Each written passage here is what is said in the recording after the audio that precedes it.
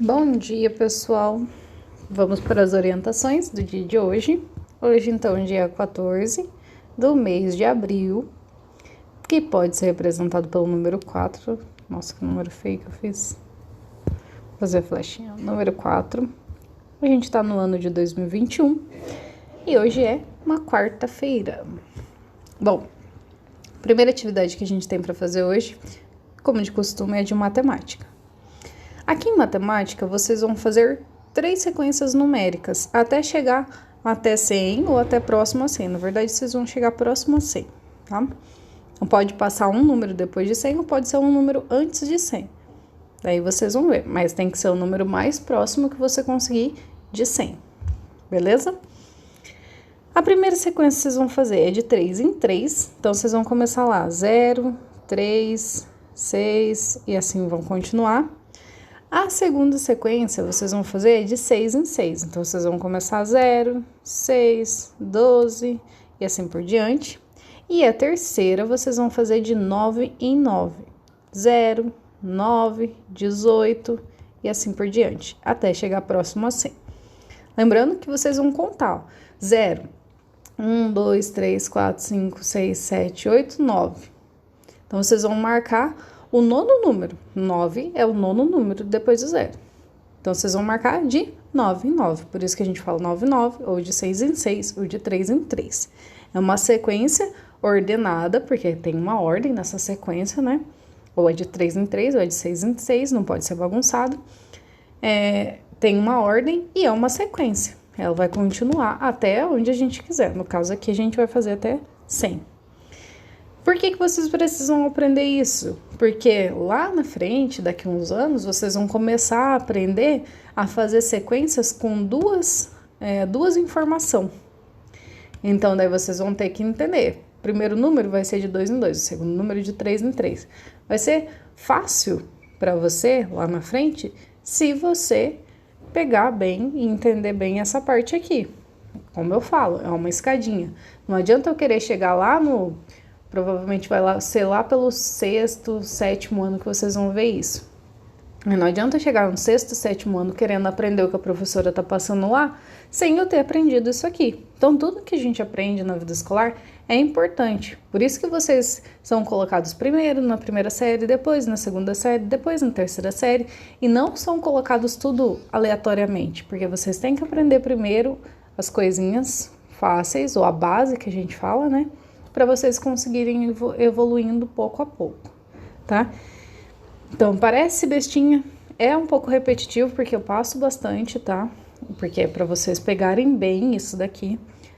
Daqui a um dia a gente vai fazer umas sequências, cada dia diferente. A gente faz com figuras, a gente faz com números, várias coisas. Não é só com números, né? Sequência pode ser com qualquer coisa. Então, é importante que vocês entenda principalmente e veja padrão nas coisas. Depois que vocês fizeram a sequência, a gente vai então armar e efetuar as contas que tem aqui abaixo. Atenção, muita atenção, tá?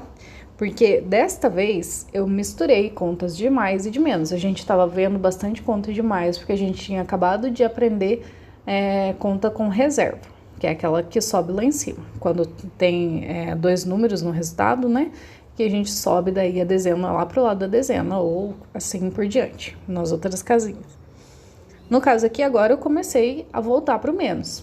Vocês vão continuar treinando, só que agora vocês vão ter que ficar atento, porque eu vou começar a misturar. Conta de menos, conta com reserva, que tem que subir lá em cima, conta sem reserva. Isso é para treinar a atenção de vocês. Treinar o que a gente aprende e treinar a atenção, porque ficar mecânico também não é interessante. Eu preciso que vocês entendam o que vocês estão fazendo. E eu só sei se vocês estão entendendo ou não, testando a atenção de vocês. Beleza? Então, prestem atenção para fazer cada conta. Cada conta é uma conta. Beleza? E atenção nas contas de menos. Daqui uns dias a gente vai aprender também, vai dar mais um passo no aprendizado das continhas de menos. Certo? Lembrando que armar é colocar unidade embaixo de unidade, dezena embaixo de dezena. Então, unidade embaixo de unidade, dezena embaixo de dezena, tá? Aí, opa, daí sim, eu vou fazer a minha conta. Beleza? Assim vocês vão armar todas elas, tá? São 1, 2, 3, 4, 5 vezes 3, 15. São 15 continhas. Opa. Em português, vocês vão lá na página 33, observar o texto Cabra Cega e vocês vão... prestem atenção que essa atividade é um pouquinho diferente das outras que a gente fez. Pouquinho, tá? É só a maneira de analisar o texto. Porque daí, se eu fizesse vocês olhar o texto inteiro, esse texto é muito comprido, ia dar muito trabalho. Então, eu separei por estrofe para você procurar palavras segundo a classificação. Então, o que vocês vão fazer? Ó? Vou até grifar aqui.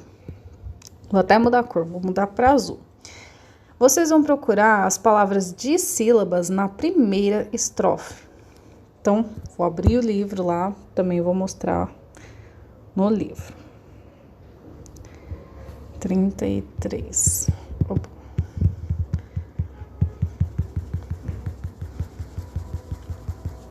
Aqui. O texto é esse aqui. Vou até circular de outra cor, vou circular de azul também. Esse aqui é o texto. Estrofe são essas partezinhas, são formadas por 4 linhas e elas têm um espaço maior uma entre a outra. Espaço entre elas. Então, você pode notar que o espaço aqui é maior. Não é o espaço de uma linha normal, ó. Beleza? Bom, a gente sabe o que é estrofe. Deixa eu aproveitar e relembrar para vocês o que é verso. Eu espero que vocês tenham visto isso ano passado. Mas se não viram também, agora vocês vão aprender. Porque é bem facinho. Estrofe são compostas por versos. Versos são linhas que são rimadas dentro dessa estrofe. Então, eu escrevo um verso que vai rimar com um outro verso. Você pode ver que cega rima com pega, tá? Urô, do escuro, rima com urô, do seguro. Então, os versos, eles são linhas que eles vão rimar entre si. A estrofe é o conjunto dessas linhas, geralmente 4 ou 6, tá? E as linhas dos versos, elas não costumam ser compridas, tá? Elas são frasezinhas mais curtas. Pode ver que essas frasezinhas são bem mais curtas. Então, verso é como se fosse uma frase, uma linha. Estrofe é o conjunto daqueles versos. Pode estar agrupado em 4, como é o caso aqui, pode estar agrupado em 6, e no caso aqui o último está agrupado em 2, tá? Eu sei que é um verso porque ele vai estar com essa separação maior entre os outros versos, beleza? Bom, então vamos lá. Vamos voltar à explicação da aula, da atividade, né? Da aula é toda. Então, vamos lá. Na primeira estrofe, que é essa aqui que eu circulei, nessa primeira estrofe, vocês vão procurar as palavras, olha o que tá escrito aqui, ó, de sílabas, ou seja, 2 sílabas. As trissílabas, vocês vão procurar na segunda estrofe. Então, trissílaba, segunda estrofe. Então, vou até pôr aqui, ó, um D de dissílaba. Na segunda estrofe, vocês vão procurar as trissílabas. Então, eu vou colocar aqui também, vou escrever opa, errei. Sílabas. Na terceira estrofe, as polissílabas. Ó, na polissílabas na terceira estrofe. Então, vamos lá marcar. Terceira estrofe, polissílabas. E na última estrofe só sobrou uma, não precisa nem olhar. Aqui vocês vão procurar as monossílabas. Notem que não está na ordem, por isso que eu preciso que vocês prestem atenção, beleza? Monossílaba é lá na última. Daí temos a dissílaba na primeira, trissílaba na segunda e a polissílaba na terceira. Que daí dessa forma vai ficar um pouco mais curtinha a atividade de vocês. Beleza? Ficou um pouquinho mais complicado, mas pelo menos vocês vão escrever menos e vão aprender o conteúdo da mesma forma. E é isso que importa. Beleza? Depois a gente tem a aula de História. Na aula de História, a gente vai ler a página 11 e 12 e responder as atividades da página 11 e 12. Então, vamos lá no livro.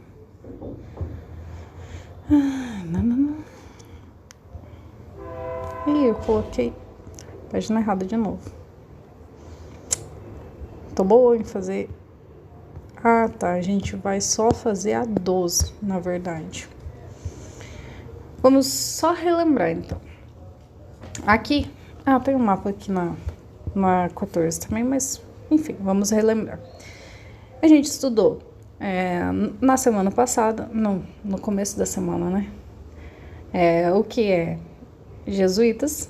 Os jesuítas, então, são padres que vieram para o Brasil com a ideia de educar os índios. O educar deles não é o educar nosso, aprender a ler e escrever. É aprender maneiras de convivência, porque os índios aqui, por exemplo, eles andavam sem roupa, como índio, né? Andavam sem roupa, usavam uma vestimenta, umas pinturas na cara, uns acessórios bem estranhos para os portugueses. Lá na Europa, que é onde fica Portugal, eles usavam roupas, eles tinham um jeito de comer. Aqui no Brasil, como eram índios, então eles comiam com a mão, era outro estilo. Então, quando os jesuítas vieram para cá, a ideia não era educar, ensinar a ler e escrever. A ideia era educar, ensinando eles a se vestir, a andar, a falar, a comer do jeito que eles comiam. Então, era europeizar os índios, né? Deixar eles do jeito que os europeus eram, tá? Então, essa que era a ideia dos jesuítas. Aqui também uma parte importante são os símbolos portugueses. Pode aproximar. Os símbolos portugueses, que é a casa da câmara, a cadeia e o pelourinho. Esses daqui eram características dos portugueses. Essas eram as marcas dos portugueses. Deixa eu ver se eu consigo abrir a caneta aqui. Não.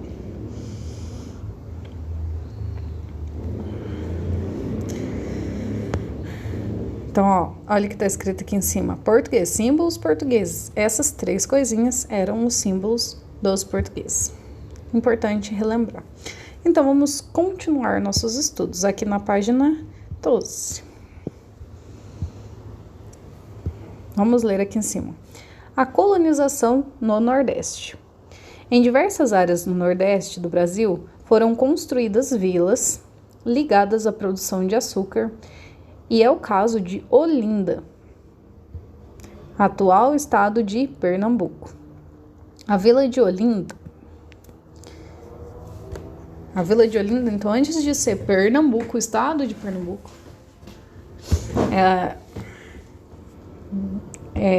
era conhecido, então, como Vila Olinda.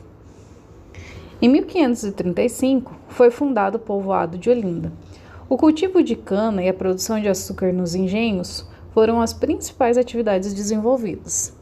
Quase todo o trabalho nos engenhos era feito por africanos escravizados. A localização do povoado ajudou bastante na realização dessas atividades, já que a área tinha solo fértil e fácil acesso à água. Além disso, havia um porto natural perto de Olinda, o que facilitava o envio do açúcar para a Europa, que era feito por navios. Logo, o povoado passou a prosperar e em 1537 Olinda tornou-se vila. Então, o que eu quero que vocês notem é que sempre que há um interesse dos portugueses em algum lugar do Brasil, principalmente lá no começo, né? A ideia era explorar o Brasil. Então, eram feitas coisas aqui e tudo era mandado para a Europa. Era achado ouro no Brasil e era mandado para a Europa. Então, tudo que era feito aqui tinha que ser fácil de ser mandado para a Europa. Por isso que os lugares ali litorâneos eram os mais interessantes para eles na época, tá? Vamos retomar a Rosa dos Ventos, os pontos cardeais. Então aqui, ó, vamos olhar esse mapa. Vamos aproveitar a conversa, né? E falar sobre o litoral do Brasil. Vocês estão vendo essa linhazinha azul aqui no mapa? Que ela vem até aqui em cima só e depois ela fica marrom? Então essa linhazinha azul aqui do mapa significa o litoral do Brasil. Toda essa partezinha que tá em tipo um verdinho claro, né? É o nosso Brasil. O que tá de cinza pro lado esquerdo, que é essa partezinha aqui, são outros países. E aqui, do lado direito, que é o lado azul, é o Oceano Atlântico, tá até o nome aqui. O Oceano Atlântico que banha o litoral do nosso Brasil. E olhem aqui, tá vendo esse pontinho bem pequenininho aqui? Aqui é Olinda. Ou hoje Pernambuco, né? E por que tem essa rosa dos ventos aqui? Ela tá marcando o norte, sul, leste, oeste. Então, o litoral do Brasil, ele tá do lado leste do Brasil. E a parte que faz divisa com outros países está na parte oeste do Brasil, tá? Na parte norte, a gente faz fronteira tanto com terra quanto com mar. Ó, se eu fizer uma linha aqui, ó, eu vou ver que aqui tem terra e aqui nessa parte aqui tem mar, tá? E o sul do Brasil é mais complicado, porque ele fica fininho, ó.